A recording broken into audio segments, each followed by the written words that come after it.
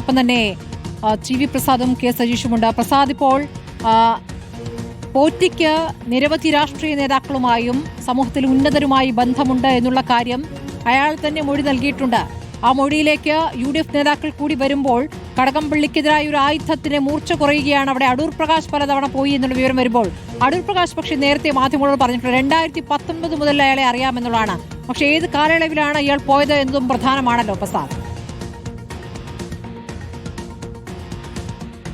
ഉറപ്പായും സ്മൃതി, എനിക്ക് തോന്നുന്നത് കടകംപള്ളി അവിടെ നിരന്തരം 2 തവണ സന്ദർശിക്കുന്നത് വിക്രമൻ നായർ തന്നെ നേരിട്ട് കണ്ടിട്ടുള്ളത് ഉണ്ട് എന്ന് പറയുന്നത് പോലെ തന്നെ പ്രധാനമാണ് അടൂർ പ്രകാശ് പലതവണ വന്നിട്ടുണ്ട് എന്ന് അതിൽ വ്യക്തമായി പറയുന്നുണ്ട്. അതായത് OSMBയെക്കാളും പ്രയാർ ഗോപാലകൃഷ്ണനേക്കാളും പറയുന്നത് പലതവണ വന്നിട്ടുണ്ട് എന്നുള്ളത് തന്നെയാണ്. ഒരു പക്ഷേ കടകംപള്ളി സുരേന്ദ്രനോടൊപ്പം തന്നെ അടൂർ പ്രകാശും പോറ്റിയുമായി അടുത്ത ബന്ധം സൂക്ഷിച്ചിരുന്നു എന്നുള്ളത് തന്നെയാണ്. ഇതിൽ ഒന്നുകൂടി കൂട്ടി വായിക്കേണ്ടത് സ്മൃതി, സോണിയാഗാന്ധിക്കൊപ്പം നിൽക്കുന്ന ചിത്രമാണ്.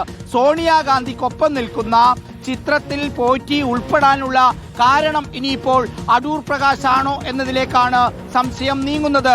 ഒരുപക്ഷെ നിരന്തരം പലതവണ വിക്രമൻ നായരുടെ വാക്ക് കടമെടുത്താൽ പലതവണ വന്നു പോകാറുണ്ട്. അതായത് ഒരു നിരന്തരം പോകുന്ന ആൾ എന്ന നിലയിലാണ് വിക്രമൻ നായർ അടൂർ പ്രകാശിനെ കുറിച്ച് സംസാരിക്കുന്നത്. അങ്ങനെയെങ്കിൽ പോറ്റിയുമായി നല്ല ബന്ധം UDF കൺവീനറായ നിലവിൽ ആറ്റിങ്ങൽ MP ആയ അടൂർ പ്രകാശിനും ഉണ്ട് എന്ന കാര്യം വ്യക്തമാവുകയാണ്. എന്തിനാണ് അടൂർ പ്രകാശിനെ പോലെ ഇത്രയും തിരക്കുള്ള ഒരു രാഷ്ട്രീയ നേതാവ് ഉണ്ണികൃഷ്ണൻ പോറ്റിയെ പോലെയുള്ള ഒരു കള്ളന്റെ വീട്ടിൽ ഇടയ്ക്കിടയ്ക്ക് പോകുന്നത്? എന്തിനാണ് കടകംപള്ളി സുരേന്ദ്രൻ ഉണ്ണികൃഷ്ണൻ പോറ്റിയെ പോലെയുള്ള ഒരു വെറും അയ്യപ്പ ഭക്തന്റെ വീട്ടിൽ പോലീസ് എസ്കോർട്ടോടുകൂടി മന്ത്രിയായിരിക്കുമ്പോൾ പോകുന്നത്? ഇതെല്ലാം തന്നെ വലിയ സംശയമുണ്ടാക്കുന്നതാണ് എന്നുള്ളതാണ് പോറ്റിയുമായുള്ള അടുത്ത ബന്ധം. നമുക്കറിയാം സ്മൃതി, ഇത്തരത്തിലുള്ള തട്ടിപ്പുകാർ ഉന്നത തലങ്ങളിലിരിക്കുന്ന ആളുകളുമായി ബന്ധമുണ്ടാക്കുന്നതിന് വേണ്ടി ബോധപൂർവം ശ്രമിക്കും. അതിന്റെ പടങ്ങൾ അവർ പുറത്തേക്ക് വിടും. ഇവരുടെ എല്ലാം സാന്നിധ്യം അവർ മറ്റൊരു തരത്തിൽ അവരുടെ വിൽപ്പനയ്ക്ക് വേണ്ടി, കച്ചവടത്തിന് വേണ്ടി ഉപയോഗിക്കും എന്നുള്ളതാണ്. ഒരുപക്ഷെ ഉണ്ണികൃഷ്ണൻ പോറ്റി അതെല്ലാം ചെയ്തിരിക്കണം എന്നതാണ്. സെക്രട്ടേറിയറ്റിന്റെ മുന്നിൽ നിന്ന് ഭീമ ഗോൾഡുമായി ചേർന്ന് ആ വാഹനം കൈമാറുന്ന സമയത്ത് ആ ദൃശ്യങ്ങളിലുള്ളത് മുഖ്യമന്ത്രി പിണറായി വിജയനാണ്. അതുപോലെ കടകംപള്ളി സുരേന്ദ്രനാണ് രമണിക്ക് വീട് നിർമ്മിച്ചു കൊടുക്കുന്ന ഫോട്ടോയിൽ പ്രധാനമായും ഉള്ളത്. ഉണ്ണികൃഷ്ണൻ പോറ്റിയും അതുപോലെ സോണിയാഗാന്ധിക്കും ഒപ്പം നിൽക്കുന്ന ഫോട്ടോ ആണ് ഉണ്ണികൃഷ്ണൻ പോറ്റി തന്നെ പലപ്പോഴായി പ്രചരിപ്പിച്ചിരിക്കുന്നത് എന്നുള്ളതാണ്. ഒരുപക്ഷെ ഉണ്ണികൃഷ്ണൻ പോറ്റിയുടെ തട്ടിപ്പിന് മറയായിട്ടുണ്ടാവുക കടകംപള്ളി സുരേന്ദ്രനും അടൂർ പ്രകാശും അടക്കമുള്ള നേതാക്കളാണ്.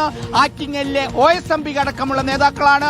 ഒരുപക്ഷെ അന്ന് മരിച്ചുപോയ ആ പ്രയാർ ഗോപാലകൃഷ്ണൻ ഉൾപ്പെടെയുള്ള നേതാക്കളായിരിക്കാം എന്നുള്ളതാണ് ഇതിലെ ഏറ്റവും പ്രധാനപ്പെട്ട കാര്യം.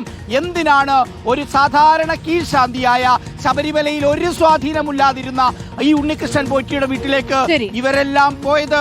ഉണ്ണികൃഷ്ണൻ പോറ്റിക്ക് തന്റെ വീട്ടിലേക്ക് കടകംപള്ളി സുരേന്ദ്രനെയും അടൂർ പ്രകാശിനെയും നിരന്തരം കൊണ്ടുവരാനുള്ള ബന്ധം എങ്ങനെ ഉണ്ടായി എന്നുള്ളതാണ് ഇതിലേറ്റവും പ്രധാനപ്പെട്ട ചോദ്യം സ്മൃതി.